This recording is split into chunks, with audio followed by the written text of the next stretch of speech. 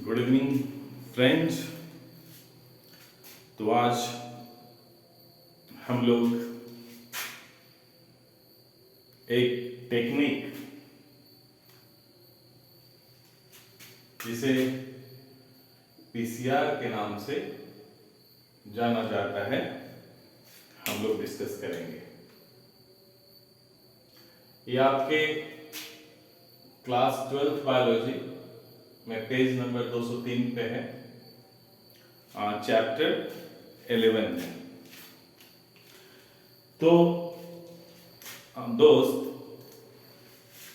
Actually एक मंगरू कोटा से पढ़ा, नीट का एग्जाम दिया, वापस गांव आया तो स्वाभाविक रूप से जो उसके फादर हैं, एक किसान हैं, वो पूछे बेटा तो क्या इस बार डॉक्टर बन जाओगे ना? मंगरू कहता है कि पापा इस बार तो नहीं बन पाएंगे, मुझे प्यार हो गया था। अब प्यार हो गया था, नहीं पढ़ पाया, एग्जाम अच्छा नहीं हुआ। उसके पापा कहे अरे प्यार ही करना था तो कैरी मुलिस की तरह किए होते। लड़के को लगा ये पापा क्या बोल रहे हैं, कैरी मुलिस की तरह किए होते। आखिर कैरी मुलिस कौन है? तो पापा कहते हैं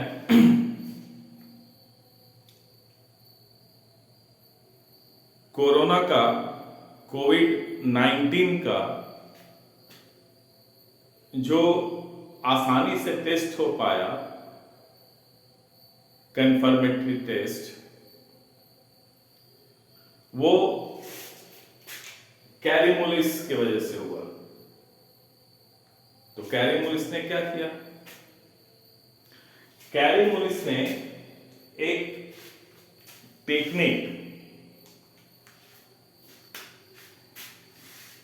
टेक्निक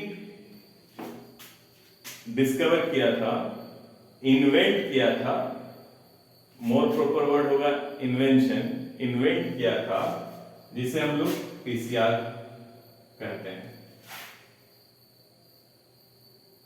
तो किसने किया था? Carry मुलिस।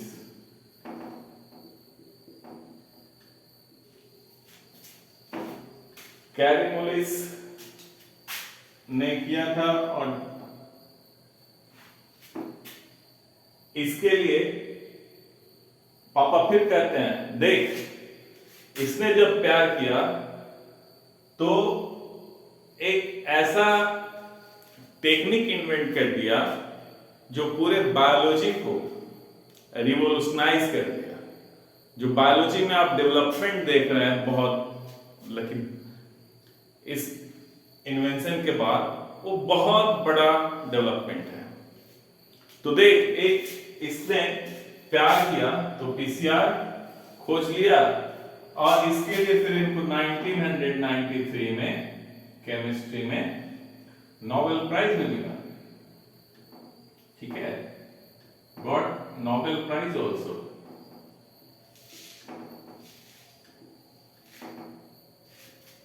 Nobel Prize also he got.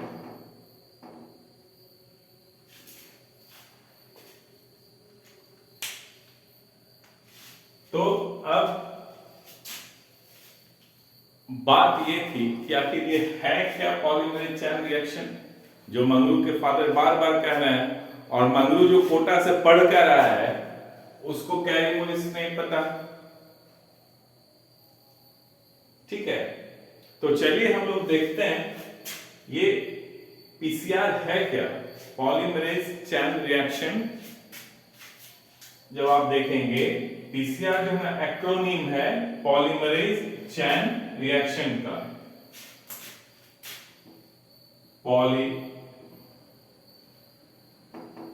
मरेज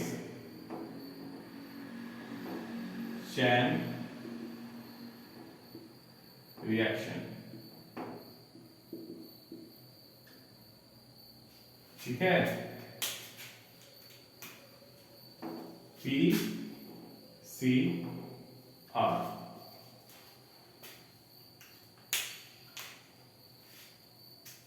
आप ये जो देखते हैं ना, लाइक थोड़े से एकदम थोड़े से क्वांटिटी में भी डीएनए अवेलेबल हो तो उसको एम्पलीफाई करके, ठीक है, एम्पलीफाई का मतलब होता है इंक्रीज करना, नंबर जो है इंक्रीज करना। इवन थोड़े से क्वांटिटी में प्रेजेंट है तो उसको एम्पलीफाई करके बहुत सारा बना लेना। जैसे मान लिया एक डीएनए मॉलिक्यूल उपलब्ध है, ठीक है, हमारे पास में एक डीएनए मॉलिक्यूल है, तो उस एक डीएनए मॉलिक्यूल को जो है एम्पलीफाई करके, यानी इसका नंबर को बढ़ाकर 1 बिलियन तक, 1 मिलियन तक ले जाना। ठीक है, तो इसको हम लोग क्या कहते हैं, एम्पलीफिकेशन। एक था, एक से हम लोग 1 बिलियन डीएनए मॉलिक्यूल बना लिए। तो ये जो है पहले ये टेक्निक उपलब्ध नहीं था।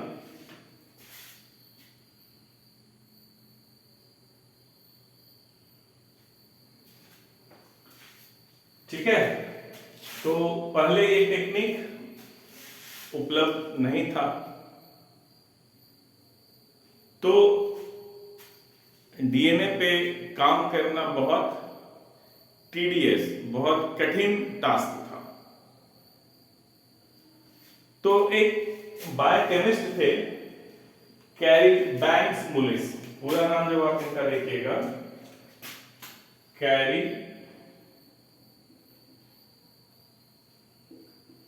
बैंक्स मुलिस। आप सिर्फ ये याद रखिए, कैरी मुलिस। ठीक है, 1983 में इन्वेंट किया था पीसीआर। पीसीआर का नाम क्या है, पॉलीमरेज चैन रिएक्शन। अब ऐसे समझना है, और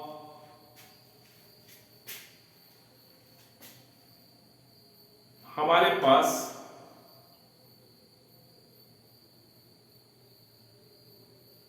डीएनए को इंक्रीज करने का पहले जो मेथड था, या अभी भी है इनफैक्ट, वो क्लोनिंग था। ठीक है,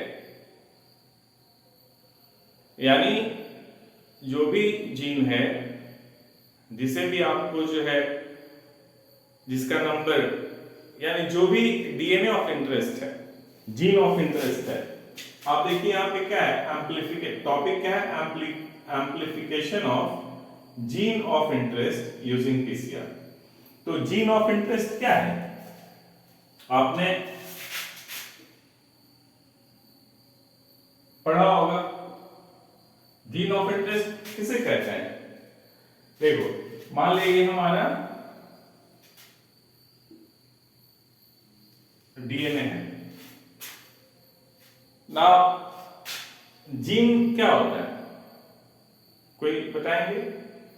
जैसे मान लीजिए एक स्ट्रेच ऑफ डीएनए है, ठीक है, एक स्ट्रेच ऑफ डीएनए है ये। अब सब ऐसे देखो आप, लाइक आई कलर, किसी का आई कलर बहुत खूबसूरत होता है, ठीक है, लाइक किसी का ब्लू आई कलर है, और हम चाहते हैं कि जो ब्लू आई कलर है उसका जीन लेकर एम्पलीफाई करें, तो कलर कैसे आएगा, ब्लू कलर कैसे आएगा, जैसे ये जीन है तो ये क्या करेगा, आरएनए बनाया, इससे आरएनए बनेगा, मैसेंजर आरएनए, और फिर इससे क्या बनेगा, प्रोटीन। और ये प्रोटीन जो है कैसा कलर देगा, आई कलर।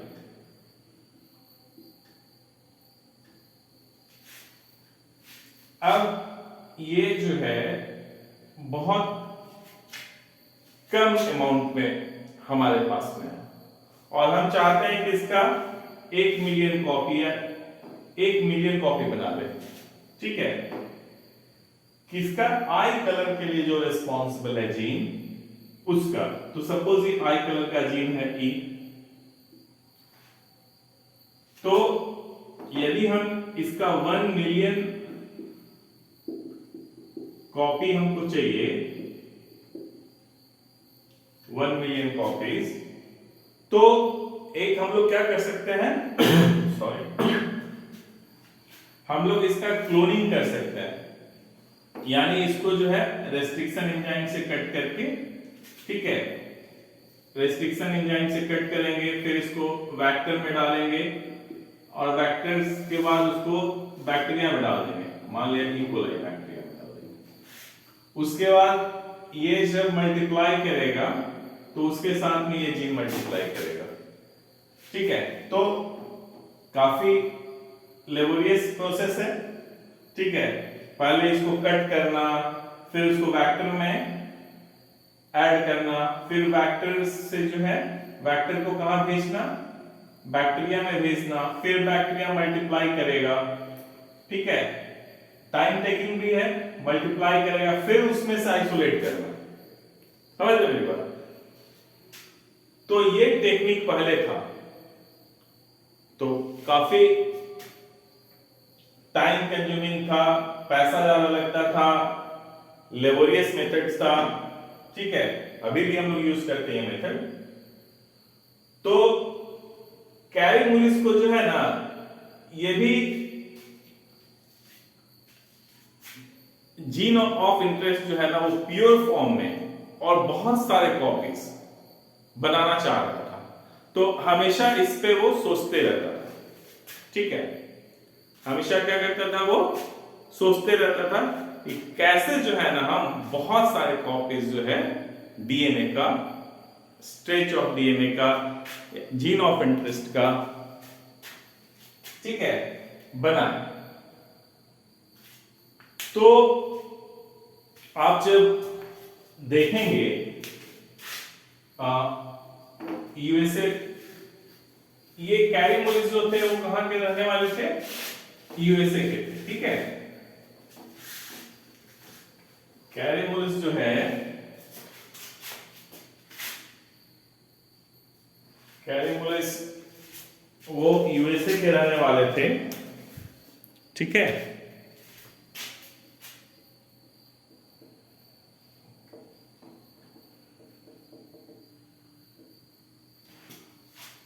और ये हमेशा यही सोचते रहते थे कैसे जो है एक कॉपी से हम बहुत सारा डीएनए बना लें। तो मंगरू के फादर क्यों बोले कि अरे प्यार किया होता तो कैरीमुलिस की तरह किया होता, उसकी वजह है, आप यूएसए वगैरह में जाएंगे ना तो वहां पे लोगों को जो है वीकेंड पे या इवनिंग में माउंटेन पे जो है ना स्लो ड्राइविंग का वो लोग लुत्फ उठाते हैं, मजा लेते हैं। तो कैरीमुलिस की एक दोस्त थी। ठीक है, तो कैरीमुलिस एक दिन बोला कि चलो हम लोग आज इवनिंग में ड्राइव करके आते हैं। दोनों चल दिए, लेकिन कैरीमुलिस ही ड्राइव कर रहा था, बगल वाले सीट पे उनकी दोस्त बैठी हुई थी। और अब सोचो आप, एकदम ठंडा हवा चल रहा है। ठीक है, हल्का हल्का हवा, ठंडा ठंडा हवा। ठीक है, दोनों जो है चांदनी रात में जा रहे हैं। कहा जा रहा है? माउंटेन कार से। अब जो उनकी दोस्त है वो सोच रही कि अब ये कुछ बात करेगा, मुलिस जो है अब कुछ बात करेगा, अब कुछ बात करेगा। लेकिन कैरी मुलिस जो है उनका ध्यान एक ही जगह पे है। वो कहां पे है कि मैं कैसे जो है ना डीएनए जो है वो एक कॉपी से बहुत सारा copy, 1000 copy, millions copy, billions copy sales के बाहर में, सेल के कोशिका, सेल के बाहर में बनाऊं। यही चल रहा था दिमाग में। अब जो है चूंकि वो अपने दोस्त से बात नहीं कर रहे थे तो उनकी दोस्त सो गए और वो चले जा रहे थे। अचानक उसने ब्रेक मारा। जब ब्रेक मारा तो उनकी दोस्त उठ गई। अरे क्या हुआ? मुलिस बोला मैंने कुछ खोज लिया। और उसने यू टर्न लिया और सीधा लैब आए। और लैब आने के बाद उन्होंने क्या किया? एक्सपेरिमेंट उसी समय लगा दिया। रात में सोचो आप, एक खूबसूरत सी उनकी दोस्त उनके साथ में, ठीक है, लेकिन ये सोचते जा रहे थे कि कैसे डीएनए एम्प्लीफाई करने का, मतलब सेल के बाहर में कैसे हम कर पाएंगे। ये सोचते सोचते अचानक कुछ स्ट्राइक किया उनके माइंड में। उन्होंने ब्रेक मारा, यू टर्न लिया, वापस अपने लैब में, लेबोरेटरी में, प्रयोगशाला में आए। और वहां पे उन्होंने क्या किया? 4 वाटर बाथ। क्या किया उन्होंने? 4 वाटर बाथ जो है उन्होंने सेट किया। कितना? 4 वाटर बाथ। वाटर बाथ पता है आपको क्या होता है? ये एक कंटेनर है, इसमें वाटर है सभी में, ठीक है? सभी में क्या है? वाटर।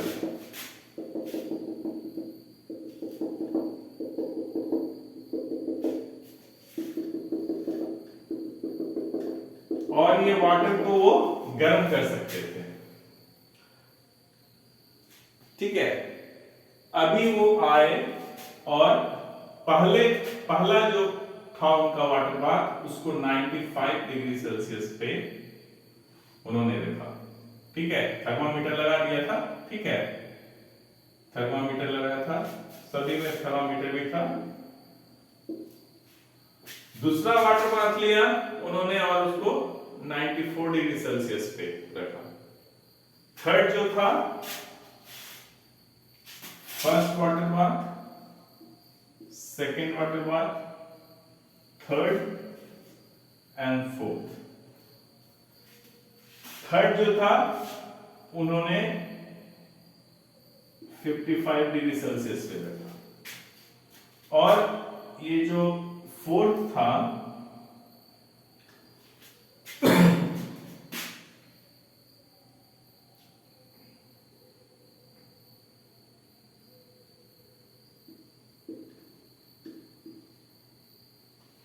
(72 डिग्री सेल्सियस पे रखा। अभी देखो आप, जब हमारे बॉडी में डीएनए अपना कॉपी बनाता है तो उसको हम लोग क्या बोलते हैं? डीएनए जब अपना कॉपी बनाता है, यानी जब एक डीएनए मॉलिक्यूल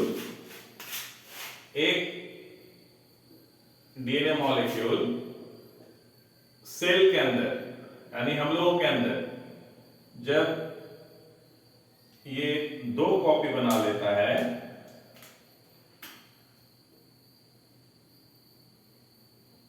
एक से 2, तो इस प्रोसेस को क्या कहते हैं? रेप्लिकेशन। क्या कहते हैं? रेप्लिकेशन, ठीक है? तो रेप्लिकेशन पढ़ लिए ना आप लोग? सारा कंसेप्ट क्लियर है ना रेप्लिकेशन का? यहां पे हम आपको 2 मिनट के लिए बताएंगे रेप्लिकेशन। और यदि रेप्लिकेशन आप अच्छे से नहीं समझे तो आप कमेंट्स बॉक्स में लिखिएगा, तो हम रेप्लिकेशन डिटेल में डिस्कस करके एक वीडियो बनाकर हम डाल देंगे। तो देखो आप यहां पे देखो, आप एक था, एक से दो बना, इसको कहते हैं रेप्लिकेशन। और ये कहां हो रहा है? सेल के अंदर में, इसलिए इस प्रोसेस को हम लोग कहते हैं इन विवो। इन विवो देखो दो टर्म होता है, एक होता है इन विवो और दूसरा होता है इन विट्रो। सिंपल ऐसे समझो आप, इन विवो का मतलब होता है घर के अंदर, कुछ भी ले लो आप, यहां पे सेल के अंदर में, उसको बोलेंगे इन विवो रेप्लिकेशन। और यदि हम लोग बाहर में करेंगे तो उसको क्या कहेंगे? इन विट्रो, यानी ये आउटसाइड होता है ये, ठीक है। जैसे अभी आप टेस्ट ट्यूब बेबी का नाम हमेशा सुनते रहते हैं, test tube baby, test tube baby, तो इसको हम लोग क्या कहते हैं? In vitro fertilisation.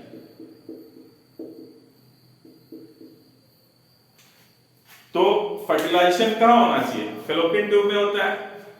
जब वहां पे होगा फेलोपियन ट्यूब में, तो वो उसका घर है, उसके अंदर में हो रहा है, तो हम लोग कहेंगे इन विवो। लेकिन उसी को जब हम लोग ओवम को और स्पर्म को बाहर निकाल लेते हैं और बाहर में ट्यूब में या पेट्री प्लेट में जब उसका फर्टिलाइजेशन करवाते हैं, तो कहां पे हो रहा है? बॉडी के बाहर में हो रहा है। हम लोगों ने बाहर निकाल लिया, बाहर में उसका फर्टिलाइजेशन करवा रहा है, तो उसको क्या कहते हैं? In vitro fertilization. तो इन विट्रो का मतलब होता है बाहर, ठीक है, सेल के बाहर। यहां के लिए आप समझो सेल के बाहर, तब कहेंगे इन विट्रो। और इन विवो का मतलब अंदर। अब जैसे मान लिया जंगल ले लो आप, तो जंगल के अंदर क्या होगा? इन विवो, और वही बाहर हो जाएगा तो in vitro. In vivo and in vitro. तो खैर अभी हम लोग रेप्लिकेशन डिस्कस कर रहे हैं, पीसीआर डिस्कस कर रहे हैं। कैरी मूविस ने जो एक्सपेरिमेंट किया था, तो जब आप रेप्लिकेशन देखेंगे तो रेप्लिकेशन करके हम थोड़ा सा फास्ट आपको रेप्लिकेशन जब आप देखोगे, हम वाई फॉग डिटेल में नहीं जा रहे हैं। तो देखो आप, एक से दो बनने के लिए क्या होना चाहिए? पहले दो स्ट्रैंड में सेपरेट होना चाहिए इसको। जब इन विट्रो इन विवो, यानी जब रेप्लिकेशन सेल के अंदर में होता है, तो एक साथ में कभी भी दोनों स्ट्रैंड ओपन नहीं हो जाता, अनवाइंड नहीं होता, अनजिप नहीं होता है, ठीक है। पर अभी समझाने के लिए हम आपसे ये बोल रहे हैं, ये तो यहां पे आपको पता है ना कौन सा बॉन्ड्स होता है? हाइड्रोजन बॉन्ड्स होते हैं ना, हाइड्रोजन बॉन्ड, हाइड्रोजन बॉन्ड। तो ये जो दोनों स्ट्रैंड है डीएनए का, वो किससे लिंक रहता है? थ्रू हाइड्रोजन बॉन्ड, ए और टी के बीच में डबल, और सी एंड जी के बीच में ट्रिपल, ठीक है। तो आप यहां पे ट्रिपल बॉन्ड है, यहां पे डबल बॉन्ड है। अब देखो आप, तो सबसे पहले यदि इसको सेपरेट करना है तो क्या करना पड़ेगा? बताओ। इस बॉन्ड को जो है, हाइड्रोजन बॉन्ड को तोड़ना होगा, ब्रेक करना होगा। तो जब आप सेल के अंदर में देखेंगे, इन विवो जब देखेंगे, तो ये काम कौन करता है? DNA helicase. डीएनए हेलिकेज ये क्या करेगा? डबल, ये जो है आपका हाइड्रोजन बॉन्ड, डबल बॉन्ड नहीं, सॉरी, हाइड्रोजन बॉन्ड, यहां पे दो हाइड्रोजन बॉन्ड है या तीन हाइड्रोजन बॉन्ड, इसको ब्रेक कर देता है, तो ये सेपरेट हो जाता है। तो जब ये अलग हो जाता है ना, तो इसको हम लोग कहते हैं डीनेचुरेशन। क्या कहते हैं? डीनेचुरेशन। डीनेचुरेशन क्या है? Unwinding. Unwinding of two strands of DNA. तो सबसे पहले क्या होता है? डीनेचुरेशन। ठीक है, अब आप क्या देखोगे, एक एंजाइम होता है प्राइमेज। अच्छा देखो, सबसे पहली बात है 5 प्राइम टू 3 प्राइम, ठीक है, और ये हो जाएगा आपका 5 prime to 3 prime, 5 prime to 3 prime, ये 5 टू 3 ओपन होगा। तो ऑलवेज यू रिमेंबर, ये क्या होता है? एंटी पैरेलल होता है। अच्छा, डीएनए का स्ट्रक्चर, ठीक है, डीएनए के बारे में तो आप लोग सब जानते हैं ना, सब कुछ। देखो आप, यदि बायोटेक्नोलॉजी, मॉलिक्यूलर बायोलॉजी अच्छे से समझना है, सबसे पहले डीएनए का स्ट्रक्चर बहुत अच्छे से समझना होगा। एक बार आप डीएनए का स्ट्रक्चर समझ गए तो आप बहुत जो पार्ट है का वो आराम से समझ जाएंगे, क्योंकि ये जो है ना, हर एक जगह डीएनए आप देखोगे। चाहे कोई भी चैप्टर आप ले लो, रिप्रोडक्शन ले लो, ठीक है, बायोटेक्नोलॉजी ले लो, मॉलिक्यूलर बायोलॉजी ले लो, हर एक जगह डीएनए आएगा। तो डीएनए का जब एकदम क्लियर, क्रिस्टल क्लियर नहीं होगा, यानी फॉस्फोराइल बॉन्ड कहां पे बनता है, फॉस्फोडाइस्टर बॉन्ड कौन सा एंजाइम बनता है, किसके बनता है, हाइड्रोजन जो है वो कैसे बनता है, बैकबोन डीएनए का क्या है, ठीक है। तो पोलैरिटी क्या होता है, प्राइमर जो है आखिर चाहिए क्यों, ठीक है। तो ये सारे क्वेश्चंस का आंसर जो है ना आपको कब मिलेगा, जब आप डीएनए जो है, डीएनए कहां से, उसके जो कंपोनेंट्स है ना 3, वहां से हम लोग को पढ़ना होगा, वहां से समझना होगा, तब आपको डीएनए का स्ट्रक्चर समझ में आएगा। तब उसके बाद आपको सब कुछ, म्यूटेशन हो, मॉलिक्यूलर बायोलॉजी हो, बायोटेक्नोलॉजी, सब कुछ एकदम चटनी लगेगा, ठीक है। तो देखते हैं हम एक जो है ना, एक वीडियो जो है उसका डिटेल में बनाकर कल हम डालते हैं, ठीक है। अभी ऐसे आप समझो, सिर्फ ये सेल के अंदर में डीएनए, डबल स्टैंडर्ड डीएनए को सिंगल स्टैंडर्ड डीएनए में कौन बनाता है, हेलिकेज। और double standard DNA single standard DNA में जो कन्वर्ट होता है उसको हम लोग क्या कहते हैं, डीनेचुरेशन। इसके बाद आप क्या देखोगे ना, डीनेचुरेशन के बाद में अब इस पे एक स्टैंड नया बनेगा और इस पे भी एक नया स्टैंड बनेगा। तो नया स्टैंड कौन बनाता है, कैसे बनेगा बताओ, बता सकते हो कैसे बनेगा? तो आप क्या देखेंगे, डीएनए कैसे बनता है, देखो आप, जैसे मान लिया एक हमारा ए C T G C T है, एक छोटा सा स्टेप, ये एक टेम्पलेट है सिंगल स्टैंडर्ड। तो इसका कॉम्प्लीमेंट्री जो है वो यहां पे आकर यहां पे आते जाएगा। अच्छा, फिर देखो यहां पे सब लिंक रहता है,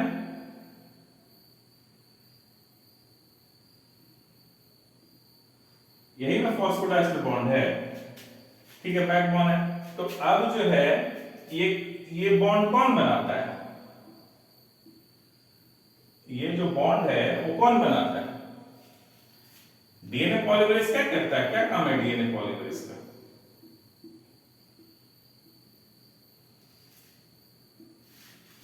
तो ये तो पहले से बना हुआ है। तो आप क्या देखोगे ना, इसके कॉम्प्लीमेंट्री, ए का कॉम्प्लीमेंट्री क्या होता है, टेम्पलेट का 3 प्राइम टू 5 प्राइम, और जो नया स्ट्रैंड बनता है वो 5 प्राइम टू 3 प्राइम। समझ में आ रहा है यार? है? देखो हम ये छोटा सा जो पार्ट जो है इसका लेकर बता रहे हैं, ये देखो इसका बैकबोन है फॉस्फोडाइस्टर, ठीक है? ये 3 प्राइम एंड है, ये 5 प्राइम एंड है, ठीक है? और ये हमारा टेम्पलेट है, डीएनए टेम्पलेट है। अब इसके ऊपर में डॉटर टेम्पलेट है, ये पेरेंट है, तो डॉटर इस पे ही बनेगा। और जब आप देखोगे तो ये हमेशा 5 प्राइम टू 3 प्राइम, यानी ए के सामने में क्या आएगा? टी आएगा, ठीक है? अब ये जब भी बनेगा ना, तो पहले से यहां पे डीएनए होना चाहिए, न्यूक्लियोटाइड होना चाहिए, चाहे आरएनए हो या डीएनए हो। देखो ये 5 प्राइम है, 5 प्राइम पे फ्री ग्रुप क्या होता है? 5 प्राइम एंड पे पीओ प्लस होता है, और 3 प्राइम पे क्या रहता है? OH रहता है। अभी मान के चलो ये 5 प्राइम है, यहाँ पे 3 प्राइम है, तो यहाँ पे OH है। अभी जो T जो यहाँ पे आएगा, ये जो T ऐड करेगा, तो पहले ये डीएनए पॉलीमरेज जो है ना, इसको रीड करेगा A को, और A के सामने में T को फिक्स करेगा, ठीक है?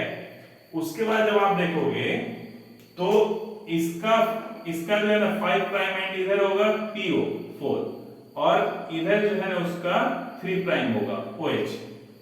तो इन दोनों के बीच में, यानी अभी ये 5 प्राइम तो 3 प्राइम यहाँ पे हुआ, तो 3 प्राइम का हाइड्रोक्सिल ग्रुप, और इसका 5 पे क्या है? Phosphate group. तो इनके बीच में जो है फॉस्फोडाइस्टर बॉन्ड बना देगा। कौन बनाएगा? DNA polymerase. कौन बनाएगा? DNA polymerase. लेकिन देखो यहां पे आप डीएनए पॉलीमरेज जो है ना, कभी भी, ठीक है, जैसे मान लिया एक स्ट्रैंड है ये, अब जैसे इस पे है एक स्ट्रैंड जो बना हुआ है 5 प्राइम ए जी सी टी जी ए, ये है 3 प्राइम एंड ये, तो जब भी बनेगा तो इधर से बनेगा, ठीक है? पैरेंटल स्ट्रैंड का 3 प्राइम टू 5 प्राइम क्या बनता है, तो इधर से ऐड करेगा डीएनए पॉलीमरेज। तो यहां पे देखो आप, यहां पे तो आप देख रहे थे ये वाला, ये दिखा रहा है डीएनए, लेकिन यहां पे तो नहीं है, यहां पे है नहीं है, तो नहीं है तो फिर ये ऐड नहीं कर पाएगा क्योंकि डीएनए पॉलीमरेज का पहला कंडीशन है ये खुद इनिशिएट नहीं करता है, ठीक है? नया स्ट्रैंड बनाना इनिशिएट डीएनए पॉलीमरेज कभी नहीं करेगा। डीएनए पॉलीमरेज कहता है कि हमको लगा दो, बॉस है डीएनए पॉलीमरेज। जो कुछ भी आप देख रहे हो ना, यदि आप हमें देख रहे हैं या नए नए स्पीसीज देख रहे हो, जब से स्टार्ट हुआ लाइफ ऑन अर्थ, और अभी जो आप देख रहे हो, तो डीएनए पॉलीमरेज इसमें सबसे बड़ा रोल प्ले किया है, तो बॉस है। तो डीएनए पॉलीमरेज कहता है कि हम नया स्ट्रैंड खुद से नहीं बनाएंगे, आप जो है क्या करो कि मुझे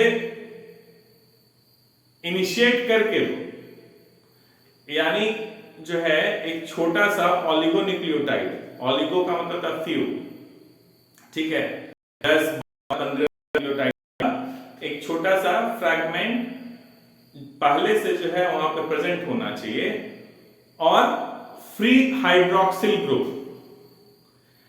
हम फॉस्फोडाइस्टर बॉन्ड तभी बनाएंगे जब नया वाला जो न्यूक्लियोटाइड आएगा, न्यूक्लियोटाइड का मतलब क्या होता है? A C T G, यानी जो नया आएगा, मान लिया A ऊपर में है पेरेंट टेम्पलेट में, तो वहां पे सामने में क्या जोड़ेगा? T, यानी T जो आएगा, जो लेकर आएगा जोड़ने के लिए, तो कहता है कि हम T के फॉस्फेट ग्रुप को यूज करेंगे, और जो पहले से एग्जिस्ट कर रहा है वहां पे न्यूक्लियोटाइड, उसका हाइड्रोक्सिल ग्रुप लेंगे। तो ये कहता है कि पहले से हमको हाइड्रोक्सिल ग्रुप वहां पे 3 प्राइम पे क्या होना चाहिए, फ्री हाइड्रोक्सिल ग्रुप होना चाहिए। यदि फ्री हाइड्रोक्सिल ग्रुप नहीं होगा तो हम रिएक्शन यानी फॉस्फोडाइस्टर बॉन्ड नहीं बनाएंगे, हम रिएक्शन को कैटेलाइज नहीं करेंगे। समझ में आ रहा है मेरी बात? हम रिएक्शन को कैटेलाइज ही नहीं करेंगे। तो डीएनए पॉलीमरेज को क्या चाहिए, फ्री हाइड्रोक्सिल ग्रुप, यानी एक लडार चाहिए। और उस लडार का नाम क्या है, प्राइमर। क्या है, प्राइमर। जब हमारे शरीर के अंदर में रेप्लिकेशन होता है तो एक प्राइमेज एंजाइम होता है, ठीक है। देखो बॉडी के अंदर में सारा काम कौन करता है, एंजाइम करता है। तो एक प्राइमेज करके जो है एंजाइम होता है, और प्राइमेज क्या करता है, एक प्राइमर बना देता है, ठीक है।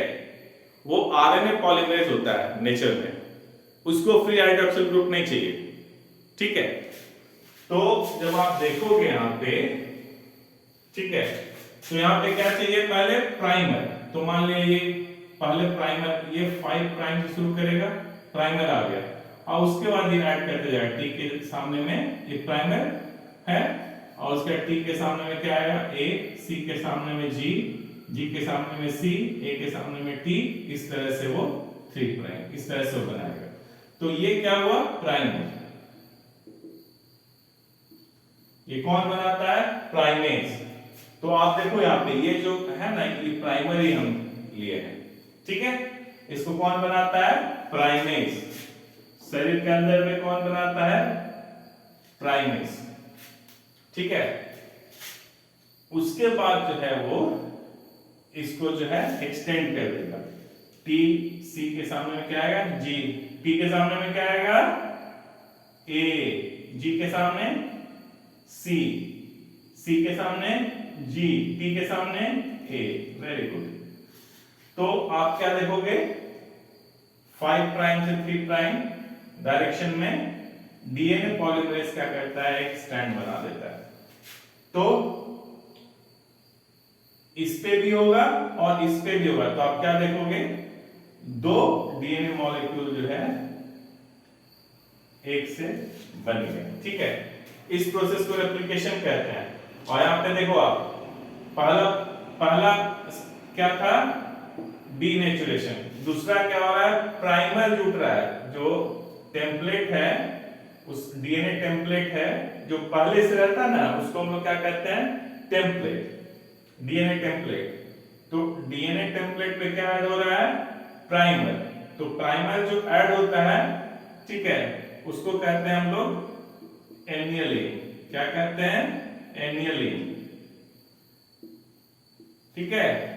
अटैचमेंट ऑफ ऑलिगोन्यूक्लियोटाइड और primer at 3 prime end of DNA template is called annealing. एक बार जब ये हो गया, जब ये जुट गया, तो क्या करता है ना, डीएनए पॉलीमरेज खुद से नहीं बनाता है, लेकिन जो पहले से ऑलिगोन्यूक्लियोटाइड होता है उसको क्या करता है, खींच के लंबा कर देता है। यानी लंबा करने को क्या कहते हैं, एक्सटेंशन कहते हैं ना, एक्सटेंशन। तो डीएनए पॉलीमरेज क्या करेगा, ऐड करते जाएगा न्यूक्लियोटाइड। तो इस प्रोसेस को हम लोग कहते हैं एक्सटेंशन। तो थर्ड प्रोसेस क्या होता है, एक्सटेंशन। तो ये जो नॉलेज कैरीमुलिस के पास में था, ठीक है, कैरीमुलिस के पास में था पूरा ये रेप्लिकेशन का, कैसे शरीर में जो है रेप्लिकेशन होता है, उसका पूरा नॉलेज था। तो उसने इसी को जो है सोचा कि ठीक है, शरीर के अंदर में जो है, जिसको आप रेप्लिकेशन कह रहे हैं, तो शरीर के बाहर में भी हम लोग इसको रिपीट कर सकते हैं। और उसने क्या सोचा कि टेम्परेचर, सिर्फ एंजाइम्स ही 2 स्ट्रैंड को अलग नहीं कर सकता है, टेम्परेचर जो है ना वो भी अलग करता है। वो वेल नोन फैक्ट था उस समय। टेम्परेचर क्या करता है, डीनेचर कर देता है। आपको पता है ना, कोई भी प्रोटीन है या डीएनए है या आरएनए जो सेकेंडरी स्ट्रक्चर बनाता है, किसी को भी आप गर्म कीजिएगा तो अपना स्ट्रक्चर लूज कर देता है। तो अपने स्ट्रक्चर को लूज करता है, वही डीनेचुरेशन है। जैसे डबल स्ट्रक्चर क्या था डीएनए का? Double standard. जब आप उसको गर्म करेंगे तो डबल स्टैंडर्ड क्या हो जाएगा? Single standard. तो अपना स्ट्रक्चर लूज किया वो, तो इसी को हम लोग कह रहे हैं डीनेचुरेशन, यानी unwinding of double standard DNA into single standard DNA is called denaturation. तो इसी चीज को जो है ना रात में वापस आए कैरीमोलिस, ठीक है, और एक डीएनए लिया, किस चीज में लिया? एक ट्यूब में डीएनए लिया, और इसमें जो है ना डीएनए लिया, एक ट्यूब में डीएनए लिया, डबल स्टैंडर्ड डीएनए, ठीक है, और इसको हीट कर दिया डबल स्टैंडर्ड डीएनए को। कितने डिग्री सेल्सियस पे? तो 95 डिग्री सेल्सियस पे। तो जब ये गर्म हुआ ना, तो गर्म होने पे क्या हो गया? ये सिंगल स्टैंडर्ड डीएनए हो गया। और टाइम 5 मिनट्स तक था, ठीक है। उसके बाद इस ट्यूब को इन्होंने इसमें ट्रांसफर किया, ठीक है, इसमें ट्रांसफर किया इस ट्यूब को। तो ये पहले से सिंगल स्टैंडर्ड डीएनए है, ठीक है, सिंगल स्टैंडर्ड डीएनए 8 हो जाएगा, 4 यहां पे तो 8 होगा, 8। ये 1 मिनट के लिए, ठीक है। उसके बाद देखो आप, इसको हम लोग कहते हैं इनिशियल, क्या कहते हैं? इनिशियल डीनेचुरेशन, इसको कहते हैं डीनेचुरेशन।